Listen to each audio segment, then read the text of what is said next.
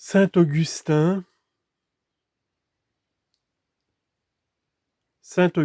traité du catéchisme, chapitre 12 et suivant, suite.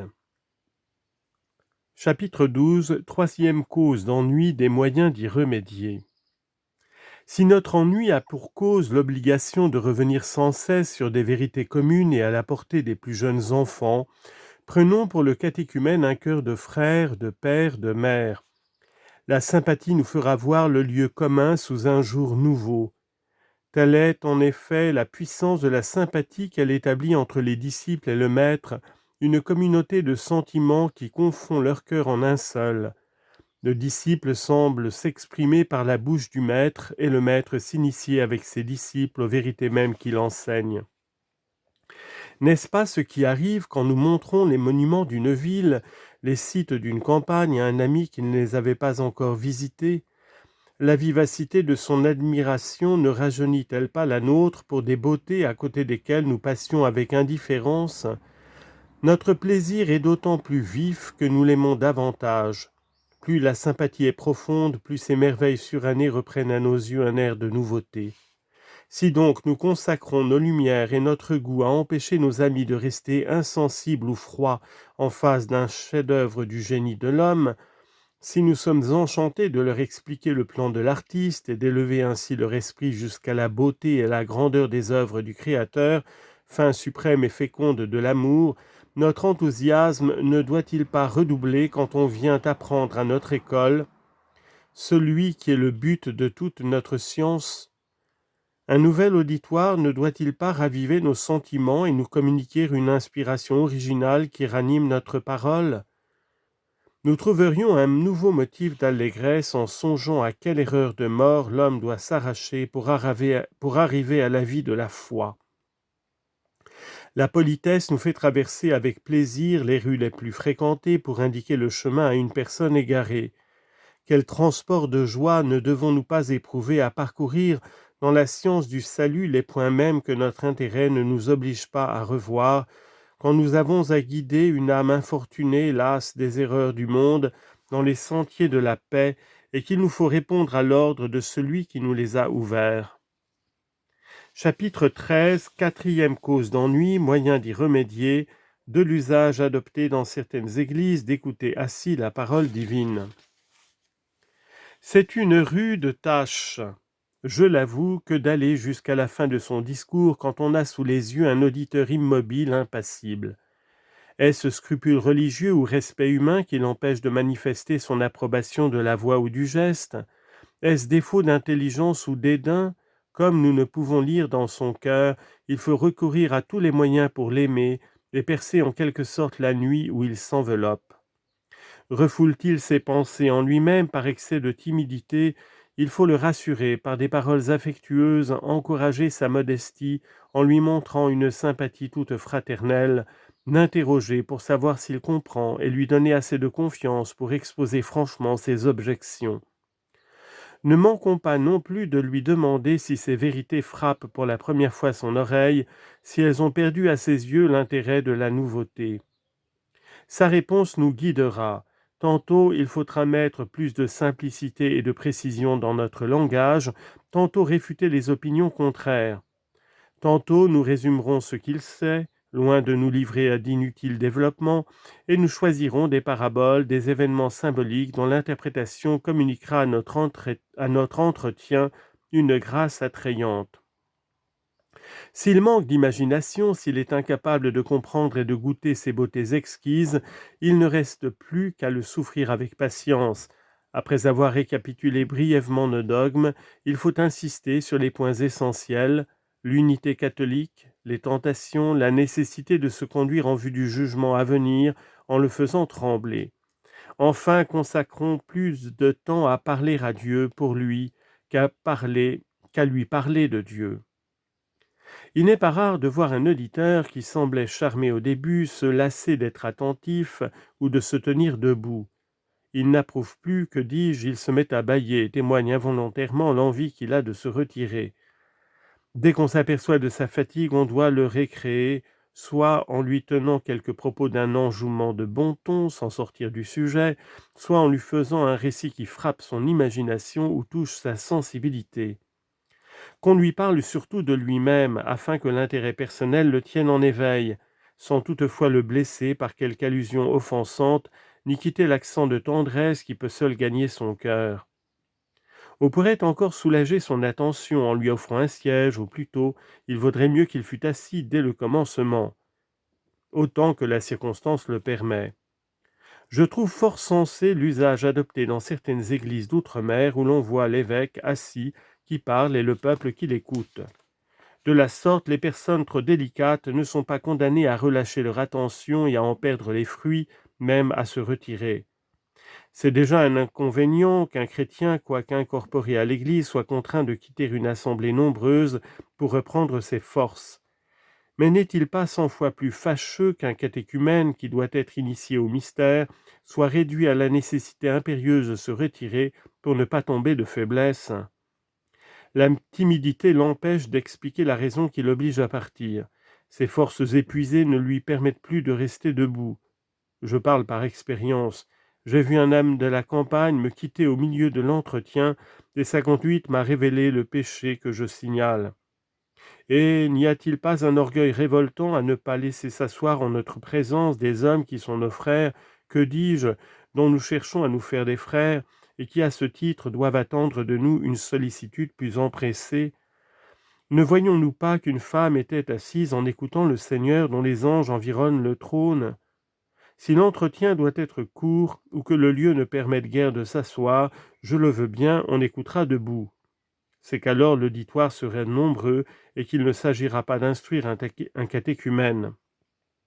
Mais il y a le péril, je le répète, à laisser debout une ou deux personnes qui viennent nous trouver pour s'initier à la foi chrétienne.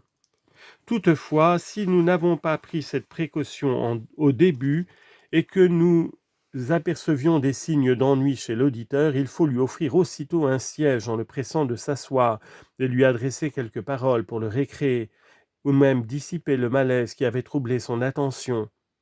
Dans l'incertitude où nous sommes des motifs qui l'empêchent d'écouter, tenons-lui dès qu'il est assis quelques propos enjoués ou pathétiques, pour l'arracher aux distractions que lui causent les souvenirs du monde. De la sorte, si nous tombons juste sur les pensées qui le préoccupent, elles disparaîtront pour ainsi dire devant une accusation directe. Si nous nous sommes trompés quelques mots sur ces préoccupations que nous sommes obligés de supposer en lui, par cela seul qu'ils sont inattendus et interrompent la suite de l'entretien, piquent sa curiosité et renouvellent son attention. Du reste, soyons brefs puisque nous faisons une digression, de peur que le remède ne soit pire que le mal et n'augmente la lassitude que nous avons dessein de combattre. Ayons soin dès lors d'abréger, faisons entrevoir et pressons la fin de notre entretien. Chapitre 14. 5e et 6e cause d'ennui, des moyens d'y remédier. Est-ce le regret de ne pouvoir accomplir un devoir auquel tu t'appliquais parce que tu le regardais comme plus impérieux, qui cause ton découragement, et sens-tu qu'un dépit secret répand sur tes instructions une teinte de tristesse? Nous savons sans doute que dans tous nos rapports avec le prochain, nous devons être inspirés par la bonté, par la charité la plus pure. Mais songe que ce principe admis, nous sommes incapables de déterminer les actions qu'il est plus utile d'accomplir ou plus à propos de suspendre, de sacrifier même, impuissants à découvrir les mérites que nos obligés ont aux yeux de Dieu. Nous ne comprenons pas. Nous conjecturons d'après les indices les plus obscurs et les plus vagues quels sont les services que nous devons leur rendre selon les circonstances. Par conséquent, réglons la suite de nos actions selon la portée de notre esprit. Si nous pouvons accomplir nos devoirs dans l'ordre même que nous nous sommes tracés, applaudissons-nous de voir que nos projets ont été conformes au dessein de Dieu. Survient-il une conjoncture qui dérange notre plan de conduite? Plions-nous à la circonstance au lieu de nous décourager. Et puisque Dieu a préféré un autre ordre, hâtons-nous de l'adopter. Dieu ne doit pas suivre notre volonté, nous devons nous soumettre à la sienne. L'ordre que nous prétendons suivre à notre gré ne peut être excellent qu'à la condition d'être subordonné à un ordre supérieur.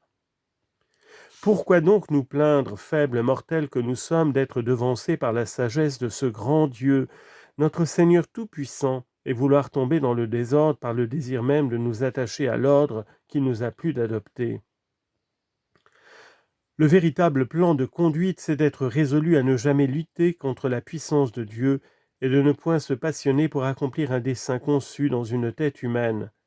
Le cœur de l'homme conçoit bien des projets, les conseils de Dieu seuls sont immuables et éternels. Proverbe 19, 21. Notre esprit troublé par quelque scandale ne peut-il trouver des paroles pleines de calme et d'agrément? Concevons pour les âmes que Jésus-Christ a voulu sauver par sa mort et délivrer au prix de tout son sang des fatales erreurs du monde, une charité si vive que, si l'on vient nous avertir de l'arrivée d'un catéchumène à l'instant même où nous sommes tout affligés, cette bonne nouvelle serve à soulager notre douleur et à la dissiper. C'est ainsi que les plaisirs du gain balancent le chagrin que causent les pertes. Un scandale nous afflige à la vue ou à la pensée qu'une âme se perd ou entraîne dans sa perte les âmes faibles. L'arrivée d'un catéchumène dont nous attendons quelque succès doit affaiblir les regrets que nous causent les âmes infidèles. Si la crainte de voir notre prosélyte devenir fils de l'enfer naît en nous à la pensée des nombreux catéchumènes qui ont fini par donner les scandales dont nous gémissons, cette triste réflexion doit nous animer au lieu de nous abattre.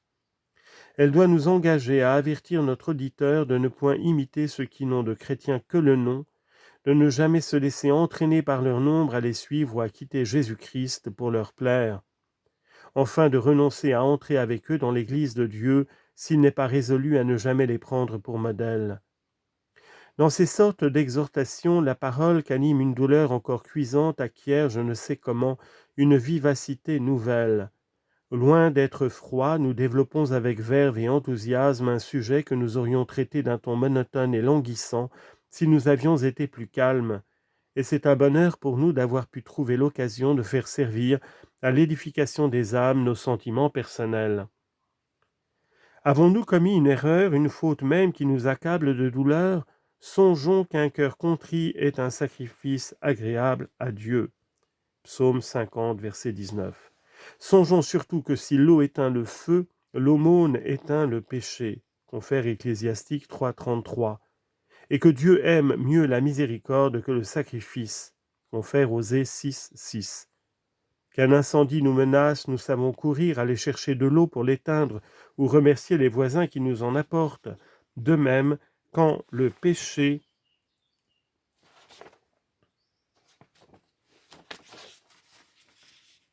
allume dans notre cœur desséché un feu qui nous épouvante, applaudissons-nous de trouver dans une œuvre charitable que l'occasion se présente d'accomplir une source assez abondante pour éteindre l'incendie qui nous consume.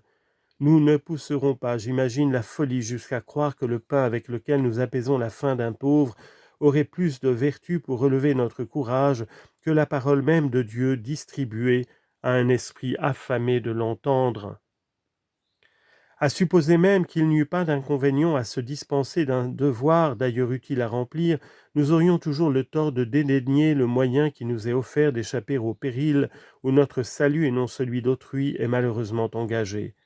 Ne connaissons-nous pas cet arrêt terrible du Seigneur? Serviteur méchant et paresseux, tu aurais dû mettre mon argent entre les mains des banquiers.